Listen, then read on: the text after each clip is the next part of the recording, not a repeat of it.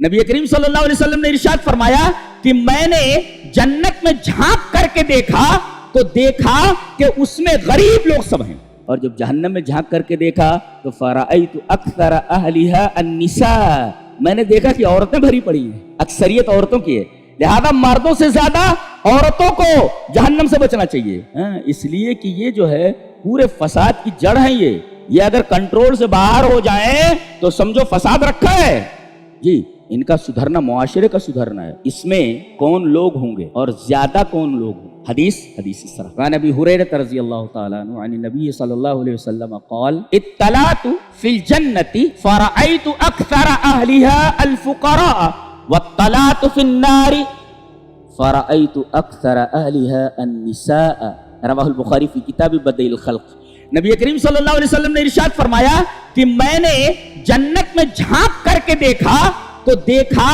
کہ اس میں غریب لوگ سب ہیں، اکثریت غریب لوگوں کی ہے۔ فرأیت اکثر اہلھا الفقراء، میں نے جنت میں دیکھا تو جنت میں غریب لوگ ہی اکثر وہی نظر آئے۔ واطلعت فی النار، اور جب جہنم میں جھانک کر کے دیکھا تو فرأیت اکثر اہلھا النساء، میں نے دیکھا کہ عورتیں بھری پڑی ہیں، اکثریت عورتوں کی ہے، لہذا مردوں سے زیادہ عورتوں کو جہنم سے بچنا چاہیے، اس لیے کہ یہ جو ہے پورے فساد کی جڑ ہے، یہ اگر کنٹرول سے باہر ہو جائیں تو سمجھو فساد رکھا ہے جی۔ ان کا سدھرنا معاشرے کا سدھرنا ہے، اور ان کا خراب ہو جانا معاشرے کا خراب ہو جانا ہے، لہذا ان کو کنٹرول میں رکھو۔ یہ کہتی ہیں ہم شوہروں کے اوپر کڑی نگاہ رکھ رہے ہیں، شوہروں کو چاہیے ان پر کڑی نگاہ رکھیں دین کے تعلق سے، وہ ہمارے اوپر نگاہ رکھ رہے ہیں کہ ہم دوسری نہ لے آئیں، تو ہم کو نگاہ رکھنی چاہیے کہ یہ شریعت کے باہر نہ جائے، کڑی نگاہ وہ بھی رکھے ہمارے اوپر، اور ہمارے لیے ضروری ہے کہ ہم کڑی نگاہ رکھیں ان کے اوپر، وہ دنیا کے بارے میں رکھیں ہم دین کے بارے میں رکھتے ہیں جی۔ فرأیت اکثر اہلھا النساء، میں نے دیکھا کہ جہنم کے اندر اکثریت عورتوں کی ہے۔ اب بچنا ہے اس سے، کیا کریں؟ اس سے بچ کر جانا ہے، تو جانا کہاں ہے نا؟ اللہ نے فرمایا فَأَمَّا مَنْ طَغَى وَآثَرَ الْحَيَاةَ الدُّنْيَا فَإِنَّ الْجَحِيمَ هِيَ الْمَأْوَىٰ، جو سرکش ہو جائے، میں کہوں کچھ کرے کچھ، سرکش ہو، سرکش کسے بولتے؟ کہو کچھ کرے کچھ۔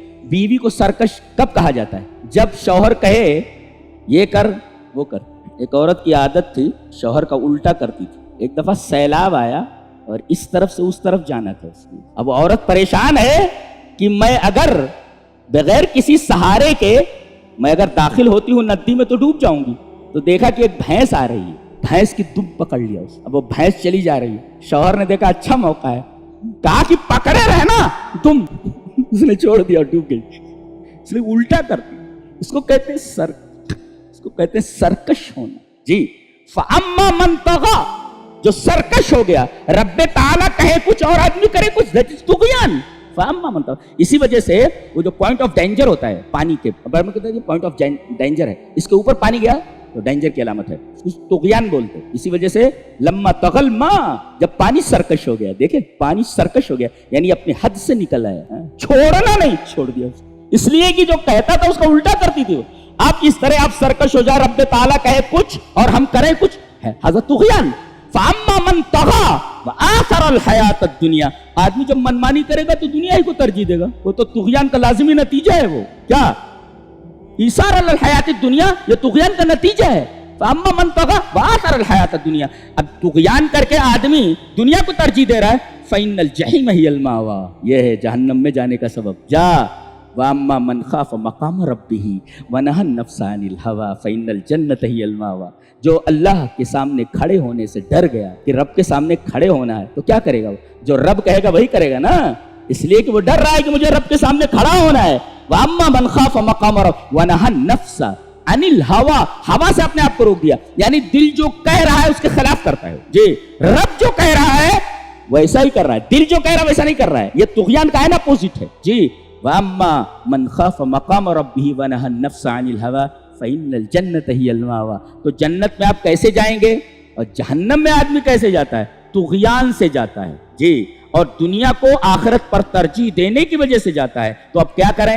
اللہ کے سامنے کھڑے ہونے کو ہمیشہ ذہن میں مستحضر رکھیں کہ اللہ کے سامنے کھڑے ہونا ہے، اور دل جو کہے شریعت کے خلاف قطعاً وہ کام نہ کریں۔ فَإِنَّ الْجَنَّةَ هِيَ الْمَأْوَىٰ، ایزی، آسان۔